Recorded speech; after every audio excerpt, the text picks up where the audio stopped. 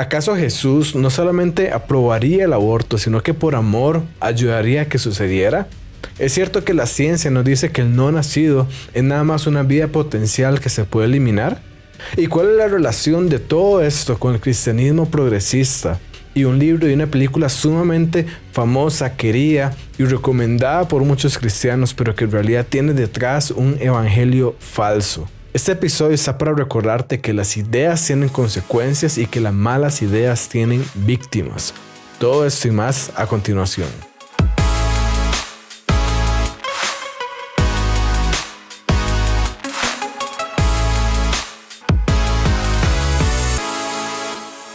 Quiero darles la bienvenida a Realidad Sin Filtros. Yo soy su anfitrión Diego Fallas y en este nuevo programa, como siempre, interactuamos con ideas y tendencias culturales a través de una teología y apologética sólida para traer claridad a un mundo de confusión. Y hoy, como siempre, tenemos un tema que se las trae. Hace poco Michael Knowles, quien es un analista y un conservador en Estados Unidos, él tiene su podcast donde analiza tendencias culturales y demás. Él trabaja para la organización Daily Wire de Ben Shapiro. Y hace poco Michael Knowles entrevistó a Brendan Robertson. Robertson es un autor, un teólogo progresista, influencer en TikTok. Y ellos estuvieron hablando sobre el aborto. Y la conversación terminó sobre el tema de si Jesús le ayudaría a alguien a tener un aborto. Y vamos a ver todo lo que eso significa.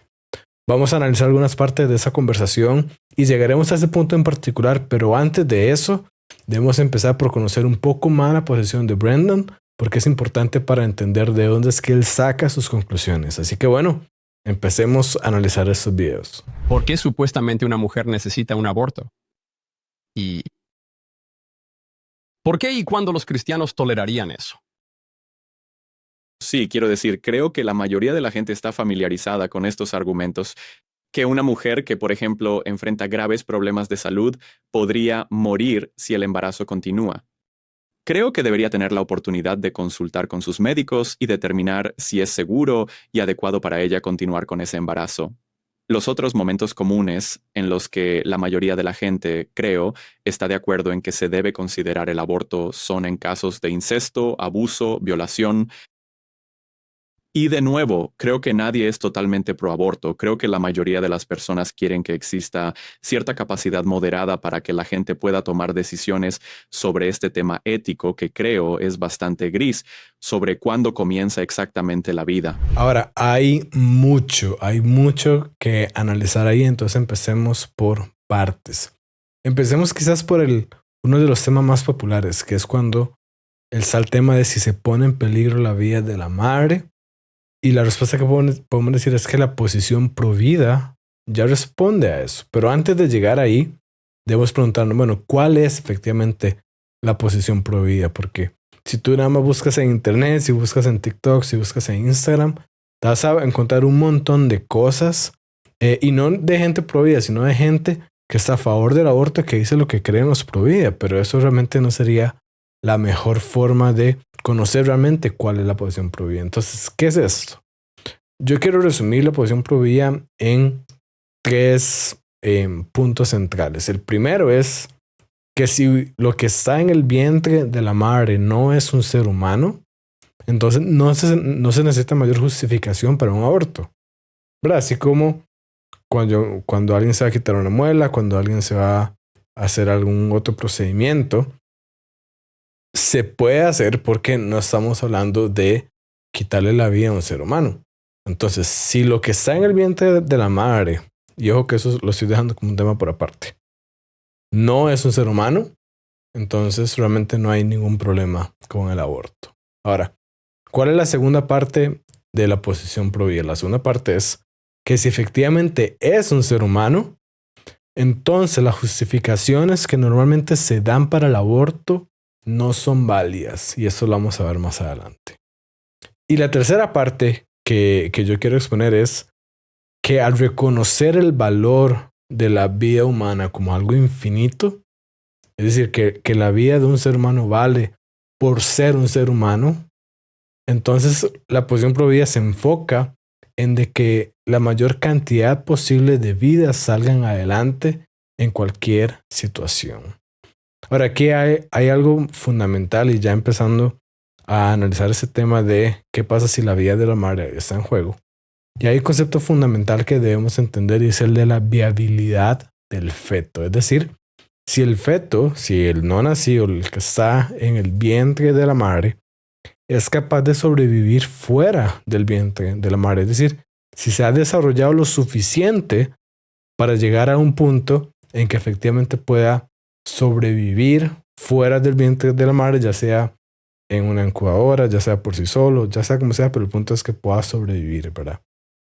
Y esto es posible cada vez a etapas más tempranas hoy en día porque la ciencia va avanzando. Entonces cada vez la ciencia encuentra formas de que la viabilidad de los seres humanos sea más temprana porque por medio de los avances se puede hacer que un no nacido sobreviva fuera del vientre de la madre a edades más tempranas. Entonces, normalmente cuando la posición pro vida es si está en peligro la vida de la madre y principalmente si es un hecho de que la vida de la madre se va a perder si se continúa con el embarazo, bueno, si es viable, entonces se induce el parto y luego se enfoca en la atención de la mujer.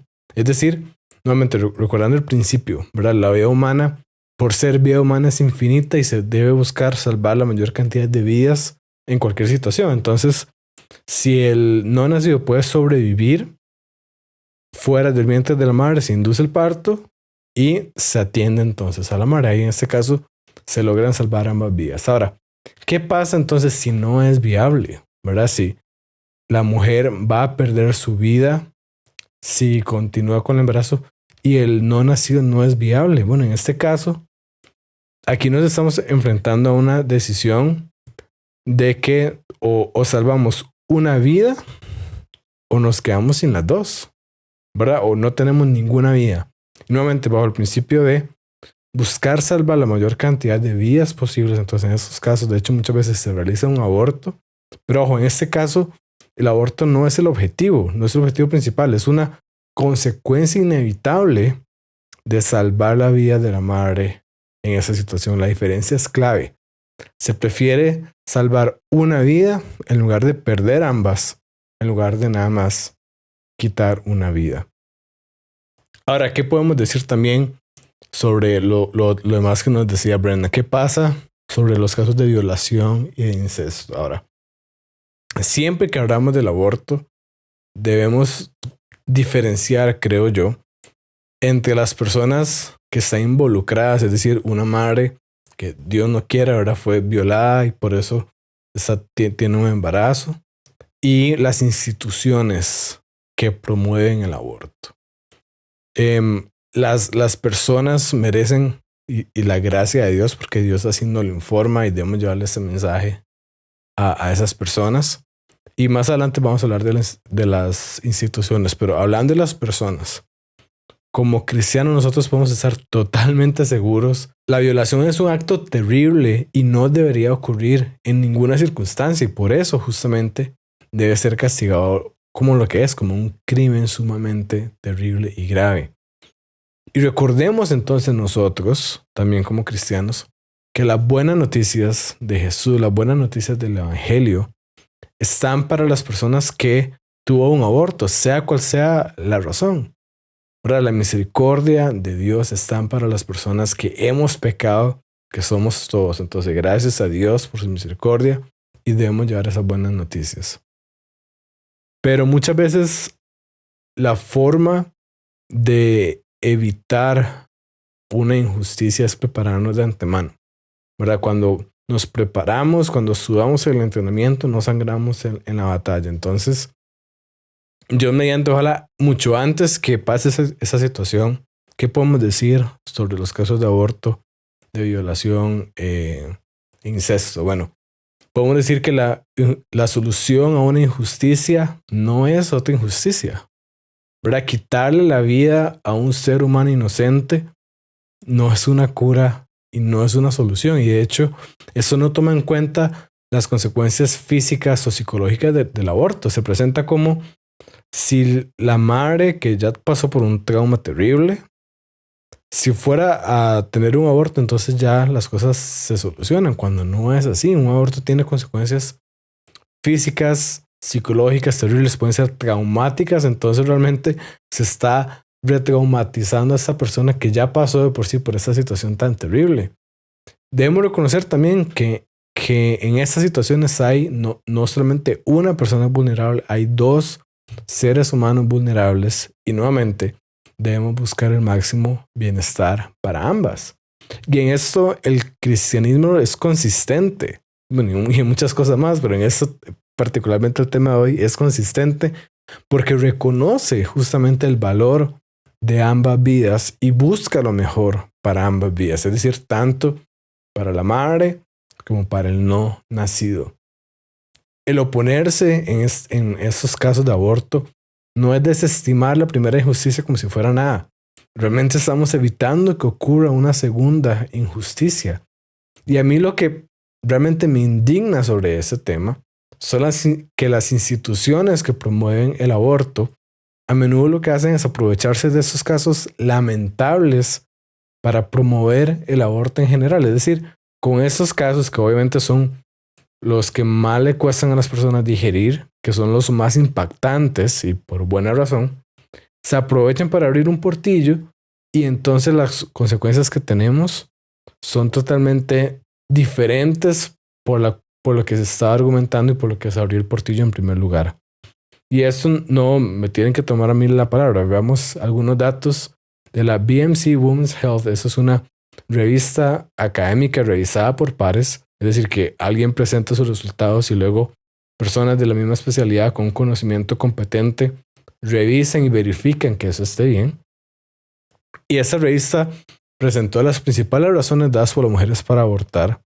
Y resulta que los casos de violación e incesto que produjeron un aborto ni siquiera fueron suficientes para aparecer en el reporte como una de las cosas significativas.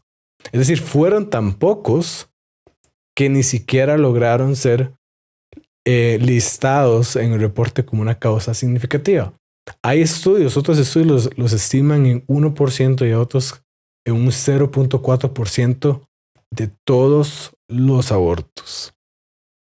Ahora, contrastemos esos datos con esos otros datos de la Organización Mundial de la Salud, que nos dice que el 61% de los embarazos no deseados terminan en aborto. Por si eso fuera poco, el 29% de todos los embarazos terminan en aborto. Es decir, que si por cada nuevo ser humano que es concebido, existe un 30% de probabilidades de que va a terminar en aborto. La Organización Mundial de la Salud nos dice que hay 73 millones de abortos por año en todo el mundo. Pongamos esto en referencia, en contexto. El Holocausto fueron 6 millones de personas. Aquí estamos hablando de 73 millones por año.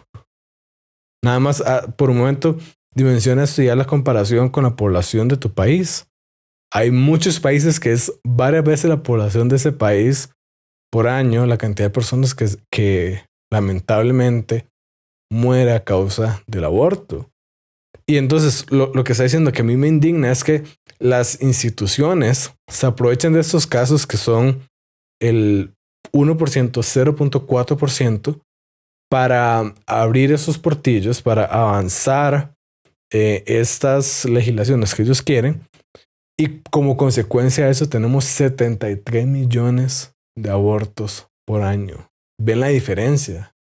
Y es que estas instituciones no solamente se han hecho millonarios, porque para ellos esto es un negocio, y se ha expuesto hasta cómo han llegado a vender partes de bebés abortados y un montón de cosas más. Pero es que aquellos que dicen estar a favor de las mujeres y que por eso promueven el aborto realmente se están aprovechando de ellas. Esas instituciones que dicen que tienen la bandera de la mujer y que tienen el bienestar de la mujer en mente, realmente se están aprovechando de estas mujeres tan vulnerables como con los casos de violación e incesto para usarlo para justificar y abrir un portillo para hacer un montón de cosas más. Los cristianos, por otro lado, somos consistentes. No decimos que ese bajo porcentaje de abortos, comparativamente hablando, no importa. ¿verdad? Recuerden lo que estaba mencionando, eso es una situación terrible. Y de hecho la mayoría de organizaciones que dan apoyo a mujeres en estas situaciones y que luchan en contra de la orden general son cristianas. Entonces también los cristianos estamos haciendo esta labor de ir en contra del aborto. La perspectiva pro vida, nuevamente debemos recordar, es buscar lo mejor para las dos vidas en juego. No es desestimar la primera injusticia, es evitar que una segunda ocurra. Debemos entender que para analizar este tema, el derecho a la vida es el derecho fundamental de todos los derechos. Si uno no tiene el derecho a la vida, ¿cómo puede tener cualquier otro derecho? Cualquier otro derecho presupone que está ese derecho a la vida. Tampoco podemos olvidar que la muerte no es una solución, ¿verdad? Recuerdo ver el meme, un meme hace tiempo que hablaba de que el primer paso para avanzar sobre los derechos de las mujeres es que debemos reconocer su derecho a nacer. Ahora, en esa cita de Brendan dijo varias cosas y parte de lo que dijo es que es un asunto de dónde empieza la vida y que este es un asunto ético que no está claro. Ahora, esto vamos a verlo más adelante, pero en este punto vale la pena aclarar esto. Esto es una confusión de términos, ¿verdad? El asunto de dónde empieza la vida no es un asunto ético. Eso es una pregunta filosófica, es una pregunta científica y no es una pregunta ética. La pregunta ética es ¿qué hacer con esa información? La pregunta ética es, ok, si ya establecimos dónde empieza la vida, ¿qué implica eso? ¿Verdad? Y lo que está diciendo él en el argumento pro vida es de que, bueno, de que desde el momento en que ya hay vida humana, debemos cuidar esa vida y las justificaciones que normalmente se dan para quitarle la vida a un ser humano en el aborto no son válidas. Entonces, el asunto de dónde empieza la vida no es un asunto ético, es un asunto científico, filosófico. Y lo que sí es ético es decidir nosotros qué hacemos con esa información. Sigamos viendo la entrevista de Michael Knowles y Brendan. No queremos ver a personas criminalizadas por tomar decisiones sobre su vida, sus cuerpos y el futuro de sus vidas y familias. ¿La heroína es ilegal? La heroína no es lo mismo que... Solo afecta al propio cuerpo. De hecho, es más una decisión sobre el propio cuerpo porque no involucra a nadie más. Ahora, esta posición también de que no es la mujer de decidir sobre su cuerpo ni que por eso se debe legalizar el aborto. Ahora, un bebé no es parte del cuerpo de la madre. Ciertamente está en el cuerpo de la madre durante su periodo de gestación, pero no es parte del cuerpo de la madre. Si yo estoy en una cochera, a mí eso no me hace parte de una cochera, ¿verdad? Si yo tengo una semilla sembrada en la tierra, aunque esté creciendo ahí, eso no significa que es parte de la tierra. El feto, el no nacido, no es un órgano de la madre, es un ser humano distinto a la madre, tiene un ADN distinto, puede tener un sexo distinto, que durante ese periodo, por la forma en como los seres humanos nos desarrollamos, está dentro del vientre de la madre. Y además, a pesar de que esa versión no es cierta en ese sentido, nadie tiene libertad completa sobre su propio cuerpo, ¿verdad? Nadie puede o es ilegal vender órganos, ¿verdad? Hay limitaciones sobre la cantidad de drogas y alcohol que alguien puede tener en su propio cuerpo. Y ponemos todas estas limitaciones sobre lo que una persona puede hacer sobre su propio cuerpo, aún incluso cuando no está involucrando la muerte de otro ser humano. Entonces, ¿cuánto más se debería limitar? Entonces, si fuera el caso que se estuviera limitando lo que una persona puede hacer sobre su propio cuerpo, que no es porque el no nacido no es parte del cuerpo de la madre, pero cuánto más validez tendría en este caso que esté involucrando la muerte de otro ser humano, ¿verdad? Y no es nada más como una sobredosis de drogas o alcohol y demás. Bueno, ¿quieres empezar a leer sobre apologética y teología pero no sabes dónde? Por eso justamente preparé una lista pensada para que no pierdas el tiempo adivinando. Solamente entra a diegofalles.com/recomendados y encontré libros ordenados por tema para que elijas con confianza y sin caer en cualquier blog random o consejos de inteligencia artificial con teología dudosa.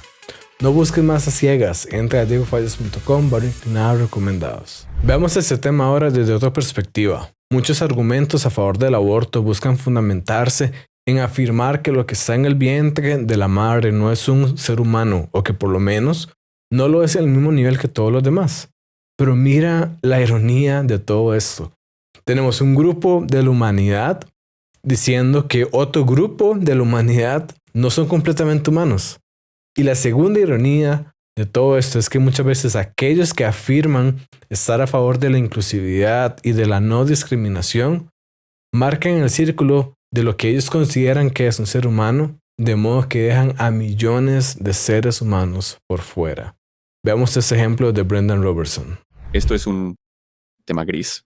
No creo que podamos saber exactamente cuándo comienza la vida. Estoy seguro, basándome en mi comprensión de la ciencia, que lo que tenemos al inicio de la concepción no es un ser humano con todas las facultades y derechos. Bueno, espera un momento. Las facultades y los derechos. Los derechos ciertamente no son competencia de un científico, pero sobre las facultades, seguro. Sí. Reconozco totalmente que un bebé con 4 días de gestación no tiene las facultades que yo tengo ahora mismo. Conozco a algunas personas que parecen tener esas facultades, pero se supone que debemos tener facultades más avanzadas. Pero ahora estamos entrando en el ámbito de la ética, la filosofía y la teología. Sí. ¿O es tu creencia que los seres humanos obtienen sus derechos o su dignidad a partir del ejercicio de sus facultades de razón? Seguramente no dirías eso. No, pero sí creo que un ser humano necesita nacer para tener la plenitud de derechos.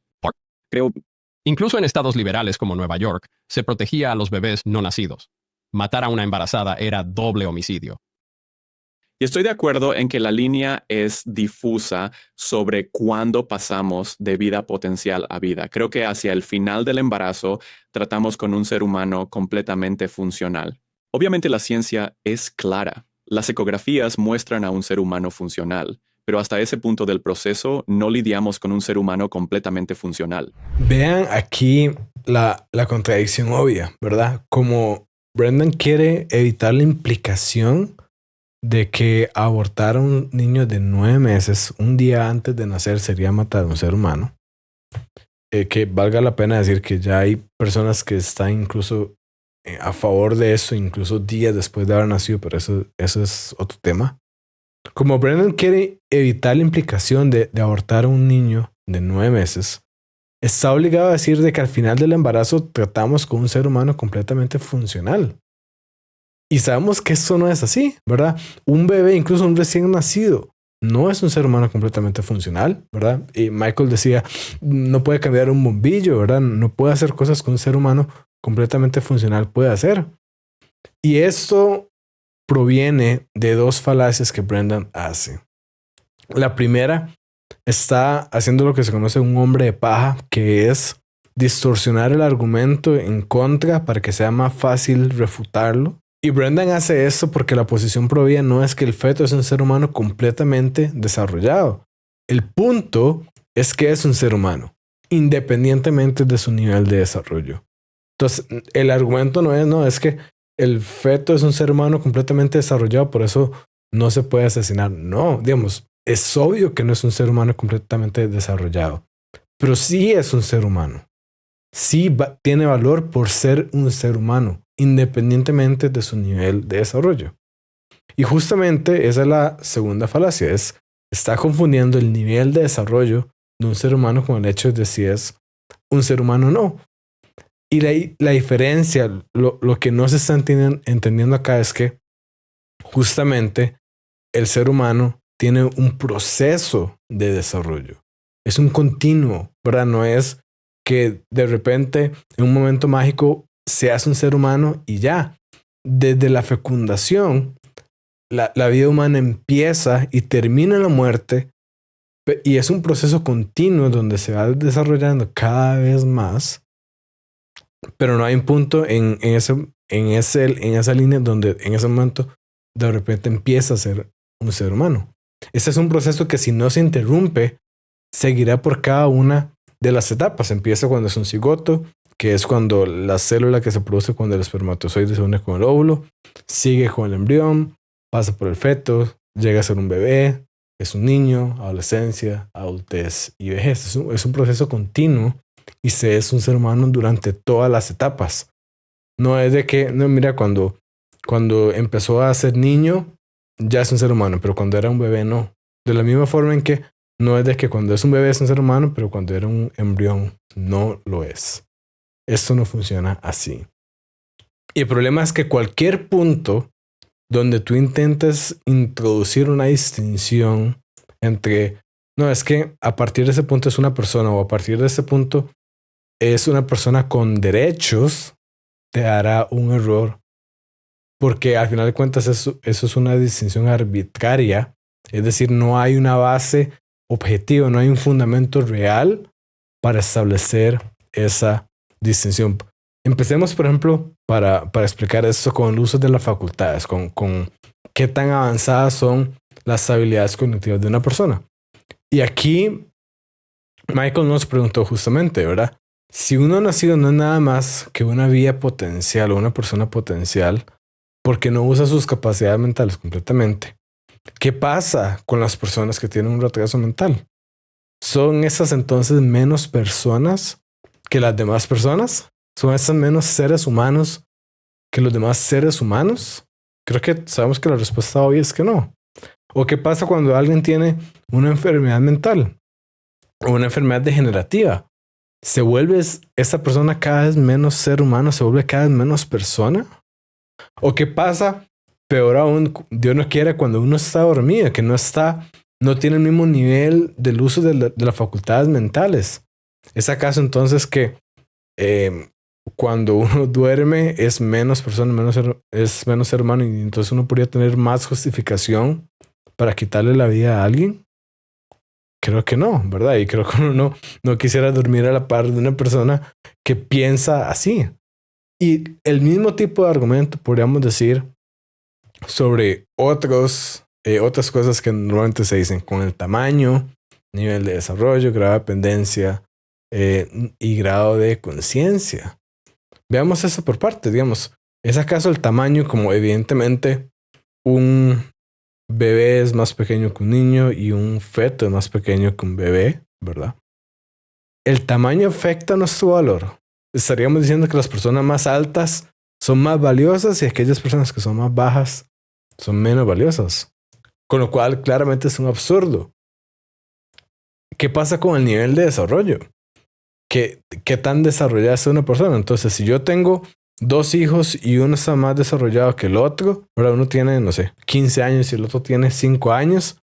Si las cosas se ponen difíciles, entonces yo le puedo quitar la vida de los 5 años porque es el que vale menos. Claramente no. Esos falsos pensamientos nos llevan a consecuencias absurdas de ese tipo, porque nuestro valor como ser humano no está fundamentado en nuestro tamaño, en nuestro desarrollo, en nuestro nivel de conciencia, como ya vimos, ¿verdad? No es de que cuando yo estoy durmiendo valgo menos, ni en nuestro nivel de dependencia tampoco, porque las personas no valen menos a pesar de que sean más dependientes o menos dependientes. Nuestro valor es por ser seres humanos, por nuestra naturaleza humana que tenemos valor, por el simple hecho de ser seres humanos. Así tan inconsistentes nos volvemos a veces con este tema, que cuando alguien pierde un bebé, sabemos que lo que perdió no fue nada más un grupo de células, ¿verdad? Sabemos que lo que perdió no fue nada más ahí un coágulo que había. Sabemos que es una tragedia porque perdió a un ser humano. Porque sabemos lo que perdió. Somos tan inconsistentes que, como lo que decía Michael Knowles, si se asesina a una mujer embarazada, podemos hablar perfectamente de un doble homicidio. Estas cosas no son como muchas veces la cultura nos las pone o como con esos eslogans que son vacíos, pero cuando los analizamos más a profundidad, nos damos cuenta que son huecos y que no sostienen la conclusión que quieren sostener, a pesar de que pueden ser muy retóricamente, que pueden sonar muy persuasivos, pero no sostienen el peso. Sigamos viendo esta entrevista. Hay ciertos temas que claramente están por encima del nivel de comprensión de los seres humanos, y este es uno de ellos. No hay un consenso científico sobre cuándo comienza la vida, porque no es una cuestión científica. Es una cuestión moral, filosófica y espiritual. Braden, espera un momento. No hay un consenso científico sobre cuándo deberíamos poder tener abortos. Pero sí hay un consenso científico sobre cuándo comienza la vida. El objetivo principal de un aborto es terminar con una vida. Si no hubiera una vida en crecimiento, que tuviera los indicadores de vida, los 7 indicadores de vida que son aceptados por los científicos, que fuera biológicamente humana, que fuera un ser humano independiente, no simplemente como una uña o un folículo capilar de la madre que no es un parásito. ¿Sabes? Ese hecho está establecido. Esa es la razón por la que existe el aborto en primer lugar. Podrían decir, bueno, este tipo de aborto es bioéticamente defendible, pero no puedes decir que no es vida. La verdad es que sí existe un consenso científico de cuándo inicia la vida. Y veamos solamente 2 ejemplos. Podría citar enorme cantidad de ejemplos, pero veamos solo esos 2, ¿verdad? Aunque deberíamos nuevamente entender que es inaceptable científicamente decir que la vida humana no comienza en la concepción. Keith Moore y otras eminencias en el campo de la embriología y expertos en anatomía hicieron un libro llamado El desarrollo del ser humano. Este es un libro universitario de embriología y solamente el título pues te dice que estamos hablando del tema correcto.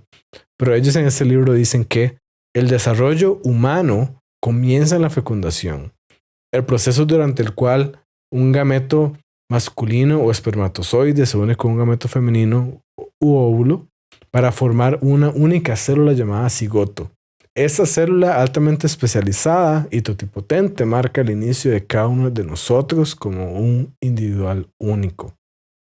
Nuevamente nos están diciendo que desde que se une el espermatozoide con el óvulo, desde la concepción, empieza el inicio de cada uno de nosotros como un individuo y como el desarrollo de un ser humano, ¿verdad? Y por si eso fuera poco, en otro libro de ciencia llamado Antes de que nazcamos, que es un libro de referencia en este tema, aquí dice que la embriología estudia el origen y desarrollo del ser humano desde el cigoto hasta el nacimiento. Entonces, no es de que no solamente hay un consenso científico de que la vida de un nuevo ser humano empieza en la concepción, sino que toda una rama de la ciencia, de hecho, se basa justamente en el estudio de este proceso, en el estudio del desarrollo del ser humano desde la concepción hasta el nacimiento. Y es que, francamente, eso no es de sorprender. ¿Acaso pensamos que en la concepción lo que hay es un animal de otra especie o algo que no tiene especie en absoluto y que en algún momento, ¿verdad? Es algo genérico, pero en algún momento en el tiempo se convierte en miembro de la especie del ser humano? Claramente la respuesta es que no. Lo que tenemos ahí es un ser humano en sus primeras etapas de desarrollo. Así que, contrario a la percepción popular, la posición pro vida es la que está respaldada por la ciencia y la evidencia. Que no te metan gato por liebre. Las ideas erróneas de la cultura se ven bonitas desde afuera y para identificarlas ocupamos aprender a estudiar la Biblia. Para ayudarte con eso, creé un minicurso gratuito que te da herramientas prácticas para leer y estudiar la palabra de Dios con profundidad. Solamente entra a diegofalles.com/curso y recuerda que tu fe merece más que frases recicladas de Instagram. Y aquí entramos a un tema fundamental y que no podemos ignorar.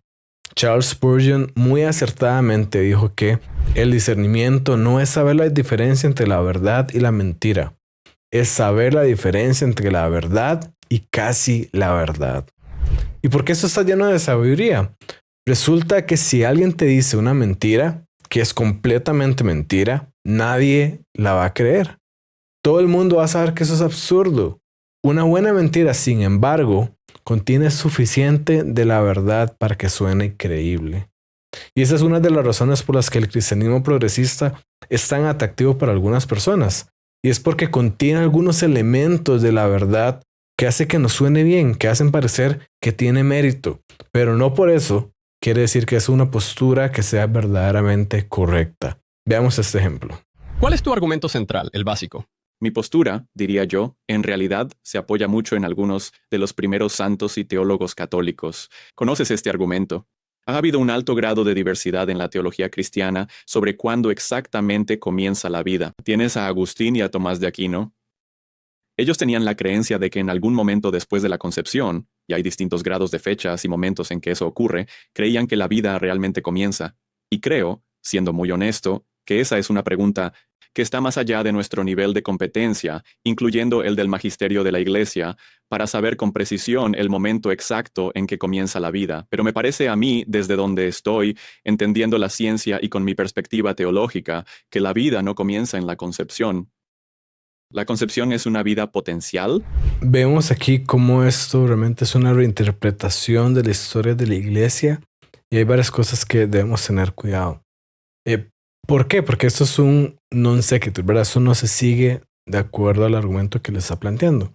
Si él dice, no, es que por ejemplo, Tomás de Aquino, Agustín tenían diferentes perspectivas, ¿verdad? No tenían ese entendimiento, no lo veían así, de que la vida humana empezaba en la concepción. A pesar de que eso sea cierto, eso no quiere decir que ellos mismos estarían a favor del aborto, ¿verdad? O que pensarían que ese es un tema gris o un tema difuso que no está claro. Entonces hay que tener mucho cuidado cuando tú estás tomando un punto y lo estás extrapolando para que sea, para que calce con tu conclusión, para poder decir que tienes apoyo en la historia de la iglesia, cuando realmente le estás poniendo palabras en la boca a personas que ya no pueden también clarificar esos temas. Y temas que ni siquiera estaban ahí. Entonces, hay que tener cuidado con esto, ¿verdad? Porque ellos tenían ese entendimiento, quizás tenían esta duda tal vez no esta duda, sino que no tenían claro que la vida humana empezaba en la concepción porque simplemente no tenían la ciencia moderna, porque no podían ver ellos ni siquiera creían, por ejemplo, que existía el óvulo, no tenían ese conocimiento. Entonces, ese conocimiento de ellos está erróneo. Entonces, a pesar de que te estás apoyando en una conclusión que llega a alguien basado en un fundamento erróneo, estás tomando ese hecho y lo estás extrapolando más para decir que ellos, por lo tanto, estarían de acuerdo con tu posición. Eso es una reinterpretación de la historia de la iglesia que deberíamos tener cuidado. Y también, digamos, con todo este impulso de que la historia de la iglesia o buscar apoyo en la historia de la iglesia para tu posición es incoherente, ¿verdad? Yo muchas veces he visto varias charlas de Brendan, que él está a favor del matrimonio homosexual y demás, y de un estilo de vida homosexual en el cristianismo, y también en otros cristianos progresistas y demás. Y ahí justamente el tema de la historia de la iglesia no cuenta, o más bien se tiende a hacer un lado, porque la iglesia universal ha estado en contra de ese tema o ha estado clara en este tema, que el matrimonio es entre un hombre y una mujer y que el diseño de Dios para nuestra sexualidad es entre un hombre y una mujer. Entonces es inconsistente apelar a la historia de la iglesia en un tema cuando en otro tema estás diciendo que en este caso no aplica. Sigamos viendo. Creo que la gran diferencia aquí, y estoy de acuerdo en muchos de estos temas, creo que la diferencia entre la comunidad teológica progresista y la comunidad cristiana conservadora u ortodoxa es que su lado llama a las cosas blanco o negro, cuando yo creo que con humildad, como seres humanos con capacidades limitadas, no podemos saberlo con certeza. Hay cosas que no podemos saber con certeza absoluta en blanco y negro, y sí creo que ¿cuándo comienza la vida? Es una pregunta que hemos estado debatiendo en el cristianismo desde el principio. Creo que la tradición teológica y filosófica ofrece mucho espacio para esta perspectiva. Hay ambigüedad sobre cuándo exactamente alguien se convierte en un ser humano con alma, un ser humano completamente formado con la imagen y semejanza de Dios en él. Y debido a que hay ambigüedad sobre esto, la pregunta más importante que en realidad estamos debatiendo aquí es si esta práctica debería ser criminalizada. Ahora, vean esto, porque esta postura se presenta con una apariencia de inclusividad, pero con una posición moderada, Pero aquí yo más bien les quiero preguntar, ¿verdad? ¿Qué es mejor? ¿Verdad? ¿Es acaso malo tener una posición firme sobre un tema como el aborto? Yo creo que no. De hecho, creo que en realidad primero poder clarificar y concluir algo sobre un tema es algo bueno. ¿Verdad? Es algo bueno porque te permite avanzar en el conocimiento en lugar de nada más decir, no, esto es un área gris y ya. Y una vez que se clarifica el tema, es algo bueno tomar una posición al respecto si ya el tema está firme. Es mejor estar claros que nada más estar confundidos, ¿verdad? Y la verdad es que él en realidad tiene una posición firme y es que el aborto se debería permitir, si no, no estaría en una entrevista argumentando por eso, ¿verdad? Está jugando realmente ambas cartas a la vez, no puede, él no puede creer que eso es un tema gris y que hay que ser moderado, cuando al mismo tiempo se está a favor del aborto. Hay que ser claro, ¿verdad? Eso es una postura firme a favor del aborto disfrazada de un relativismo.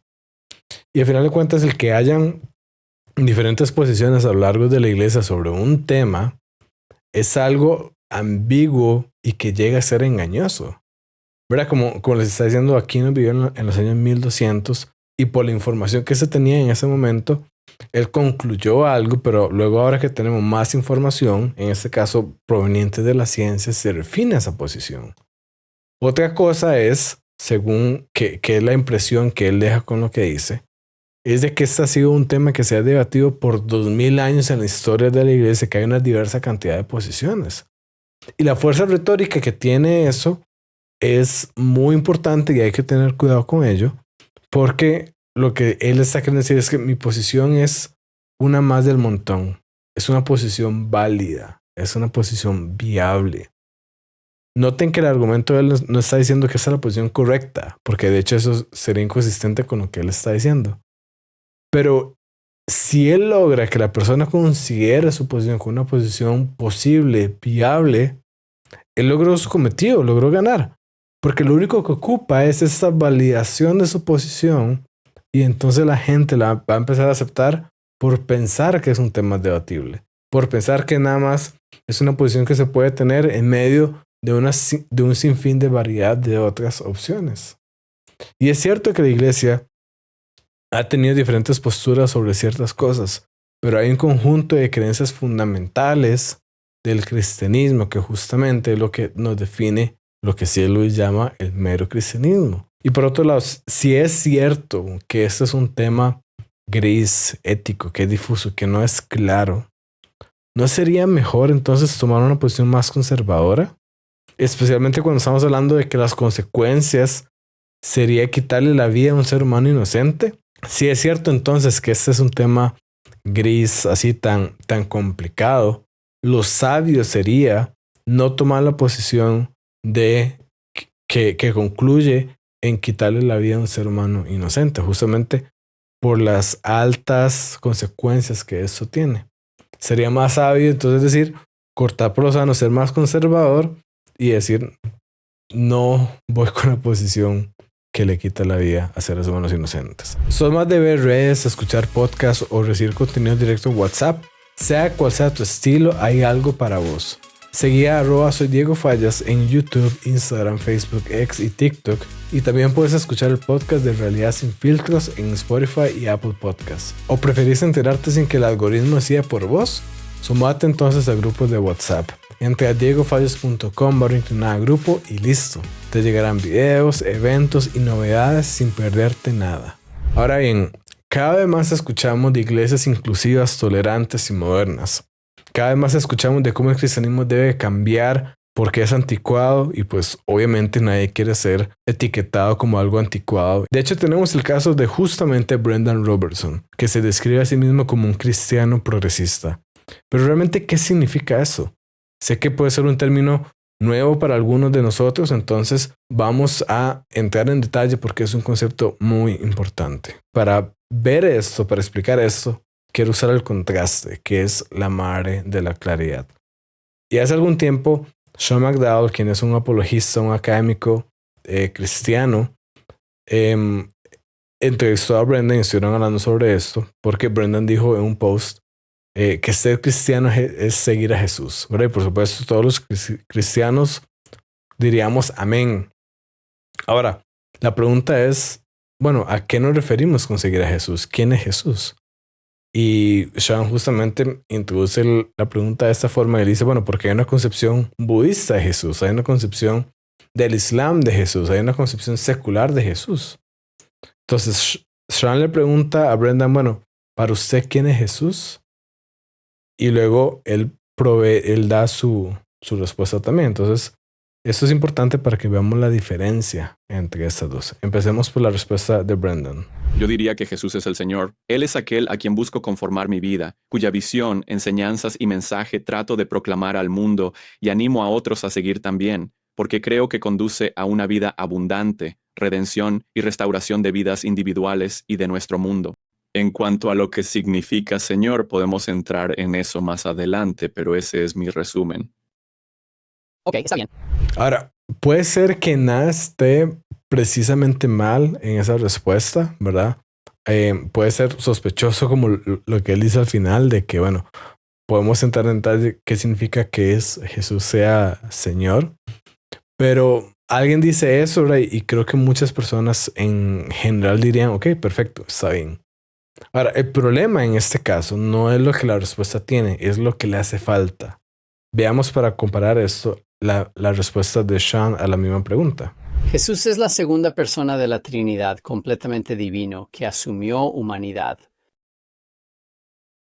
Él nació de María, vivió una vida sin pecado, murió en la cruz por nuestros pecados y nos ofrece vida eterna si nosotros la aceptamos por la fe mediante su gracia. Vemos como hay un montón de cosas que no están incluidas en esa respuesta. Vemos como tiene un sabor completamente diferente. Además, yo iba a hacer una lista de las diferencias entre ambas preguntas, pero te reto más bien a que devuelvas el programa y la hagas tú. Compara ambas respuestas y mira a ver qué tiene la respuesta de Sean que le hace falta a la respuesta de Brendan. Y entonces pregúntate cómo eso que hace falta afectaría el cristianismo en tu día a día. Vemos que la perspectiva de Jesús es muy diferente en el cristianismo histórico en comparación con el cristianismo progresista. Pero, ¿qué entonces a más profundidad es el cristianismo progresista? Resulta que en realidad es un concepto difícil de definir con base a lo que ellos creen, porque sus creencias son muy variadas y cambian constantemente, incluso sobre Jesús, la Biblia y temas fundamentales como estos. Y la razón para esto es de que en el cristianismo progresista en realidad se afirma de que no se puede conocer la verdad muchas veces. De que especialmente cuando se trata de religión y moralidad, no podemos tener una posición firme de conocer la verdad. Y eso justamente lo hemos visto con Brendan a lo largo de esta entrevista. Además, el cristianismo progresista afirma que nosotros estamos recibiendo nueva revelación de Dios, nosotros como cristianos en este momento. Y entonces nosotros podemos hacer correcciones en las generaciones anteriores y hasta incluso correcciones en los escritos bíblicos. Normalmente por eso no creen en la inerrancia e inspiración de la Biblia, porque se cree que los escritos bíblicos son nada más un producto de seres humanos finitos, con sesgos y que eran vulnerables a los prejuicios. Y enfatizo el nada más, porque ciertamente la Biblia es producto de seres humanos que la produjeron, pero es importante reconocer que lo hicieron bajo la dirección de Dios y que Dios fue el que finalmente le puso la firma de aprobado a lo que estaba escrito en la Biblia. La Biblia tiene un elemento divino y otro humano, y negar cualquiera de los dos, como lo hace en ese caso el cristianismo progresista, que niega el elemento divino, es un grave error. Aún así, los cristianos progresistas están muy unidos en lo que rechazan o niegan del cristianismo histórico. Por ejemplo, se rechaza la idea de que Jesús es Dios y el único camino al Padre.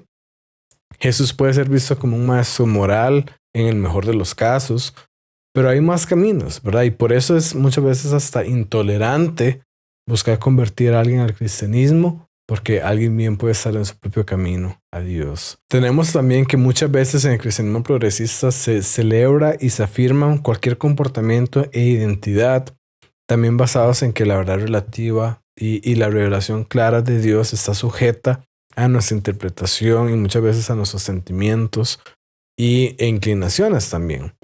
Por el contrario, el cristianismo histórico recibe a cualquier persona en cualquier condición en la que esté, pero siempre la lleva a Jesús, ¿verdad? A su amor y a su verdad, y la lleva a poner su identidad sobre él. La Biblia nos enseña que los mandamientos de Dios tienen prioridad sobre las presiones culturales del momento, y es algo que nosotros como cristianos debemos mantener siempre. Los cristianos progresistas también ven la cruz de Jesús no como un sacrificio por nuestras vidas, sino como una consecuencia barbárica, producto de la visión que tenían los autores de la Biblia. Dicen que Jesús fue a la cruz, si es que fue nada más para darnos una lección moral, o simplemente fue el medio para satisfacer la sed de sangre que tenía una multitud furiosa. Pero no que Jesús murió literalmente en sustitución nuestra por nuestros pecados. De hecho, Paul Young, autor de La Cabaña, sí, ese libro y película sumamente popular en muchos ámbitos cristianos, él después de La Cabaña escribió un libro donde explicaba la teología atrás de la cabaña, y él puso lo siguiente: ¿quién originó la cruz? Si Dios lo hizo, entonces adoramos a un abusador cósmico, quien en su divina sabiduría creó un medio para torturar a seres humanos de la forma más dolorosa y horrorosa. Esta no es la visión del cristianismo histórico. La cruz realmente es la muestra de amor más grande que puede haber de Dios hacia la humanidad. Es el que provee el camino de redención, es lo que permite cruzar el abismo inseparable entre nuestro pecado y la santidad de Dios, y nos permite tener comunión con Dios. La cruz no fue un abuso. Jesús mismo dijo que nadie le quita la vida, sino que él mismo la entregó por nosotros. A final de cuentas, el cristianismo progresista no es ni cristiano ni progresista. No es ni cristiano porque si te llamas cristiano, deberías seguir a Jesús. Y no es progresista porque realmente si no estás siguiendo a Jesús, no estás progresando, estás retrocediendo. Y ahora sí, finalmente, llegamos al punto decisivo. Muchas veces como cristianos nos preguntamos, bueno, ¿qué haría Jesús en esta situación? Y a veces las respuestas pueden ser muy claras, ¿verdad? Si yo estoy afuera de un banco y quiero robarlo, entonces podría parecer obvio que la respuesta de Jesús sería no robarlo. O si yo estoy viendo que alguien está siendo maltratado, la respuesta parecería obvia en decirle que Jesús defendería y consolaría a esa persona. Sin embargo, hay quienes afirman que en el tema del aborto no es tan sencillo saber qué haría Jesús. O incluso hay unos que pensarían que Jesús, obviamente, que es algo claro como el cielo de mediodía, que es obvio que Jesús estaría a favor del aborto y que ayudaría a que mujeres tengan abortos. Veamos este ejemplo. Si Jesús estuviera aquí hoy, sería un acompañante para las mujeres en una clínica de aborto, distrayéndolas del odio de los manifestantes, o un tutor de abortos, sosteniendo las manos de las mujeres y ofreciéndoles apoyo y amor mientras terminan sus embarazos. Y espero que tendría palabras severas para los legisladores arrogantes que usan el aborto como algo político y no muestran compasión por las personas que buscan abortar. Bien, no sé a qué denominación pertenece esa sacerdotisa como clériga, pero ¿estás de acuerdo con esa afirmación? No solo nuestro Señor toleraría el aborto, sino que también se ofrecería como voluntario en Planned Parenthood para ayudar a que se realicen. Puede que no te sorprenda, aunque soy un progresista muy racional, que en realidad estoy de acuerdo con ella. Wow, no sabía si estarías de acuerdo. En resumen, creo que Jesús está con las personas en los momentos más difíciles, en las decisiones más difíciles. Creo que Jesús está con las personas en esas luchas. Vean cómo se confunden las cosas. Se confunde el tener empatía y el acompañamiento que uno puede dar en un proceso difícil con el tema si la decisión es buena o es mala. Se nos está presentando un falso dilema, como si el Jesús del cristianismo histórico fuera ese ser condenatorio, y por el contrario, como si el Jesús del cristianismo progresista tuviera esta empatía y fuera ese acompañante perfecto. Bajo esa perspectiva, ¿quién no va a querer al Jesús del cristianismo progresista, verdad? El problema es que ese Jesús no es Dios. Lo que él presenta es un Jesús que es solo un acompañante, nada más, ¿verdad? Es alguien que está solamente para que no estés solo y no te sientas mal. ¿Qué haría entonces Jesús en este caso? Jesús haría la voluntad de Dios. Y esa voluntad implica tanto el consolar y el acompañar, como señalar el camino correcto y darle las fuerzas a la persona para tomarlo. Eso sería lo que Jesús haría, y lo podemos saber por la revelación de Dios justamente basada en la Biblia. Y es que ambas cosas pueden ir de la mano. Es más, si nosotros realmente amamos a las personas, ambas cosas, la aceptación, el amor y la verdad, deben ir de la mano. El acompañamiento y la verdad son necesarias. Y si la mujer decide, a final de cuentas, en contra de la voluntad de Jesús hacer el aborto, Jesús no estaría nada más para pegarle una palmadita en la espalda. Él estaría para ofrecerle el perdón, para acompañarla, para consolarla y para ayudarla a seguir adelante en santidad y haciendo la voluntad de Dios. Nuestra teología importa. Lo que nosotros pensemos acerca de Dios y Jesús importa. Nuestra visión de Jesús impacta la forma en que nosotros vivimos nuestro cristianismo. Nuestras ideas tienen consecuencias y las malas ideas tienen víctimas. Eso es cierto en el caso del aborto. 73 millones de personas al año, de seres humanos al año, lo testifican. Y es cierto también con el cristianismo progresista, que lamentablemente muchas personas están creyendo un falso evangelio. Entonces no seamos víctimas de esas cosas. El aborto muchas veces se esconde debajo de eufemismos diseñados para desviar la atención y no mostrar la realidad de lo que es, ¿verdad? Se utiliza como interrupción del embarazo, derechos reproductivos, productos de la concepción y un montón de cosas más para no mostrar la realidad que es quitarle la vida a un ser humano inocente. El aborto mata intencionalmente a un ser humano inocente. Y cuando un grupo de la humanidad niega que otro grupo de la humanidad son completamente humanos, la mayoría de las atrocidades suceden. La historia nos lo ha demostrado. Esto pasó con la esclavitud, pasó con el holocausto, pasó con el racismo y con muchas otras cosas más. Por el contrario, el cristianismo es la visión realmente inclusiva porque se preocupa por todos los seres humanos por el simple hecho de ser seres humanos, no por lo que traigan a la mesa, no por lo que puedan hacer. A final de cuentas, en este caso no estamos hablando de política o de religión, estamos hablando de millones de vidas que se pierden y de una generación que ha sido enseñada a llamar bueno a lo que es malo y malo a lo que es bueno. El cristianismo verdadero no celebra el aborto ni lo condena sin esperanza. Llama pecado al pecado, pero ofrece perdón al pecador. Jesús no acompaña para justificar decisiones destructivas, sino para redimir y transformar vidas. La verdad no siempre es cómoda, pero sí es liberadora. La verdad nos lleva a Jesús, que nos da vida y vida en abundancia. Y hoy más que nunca necesitamos a cristianos que hablen con claridad, que amen con verdad y que vivan su fe con convicción. No se te olvide que las ideas tienen consecuencias y que las malas ideas tienen víctimas.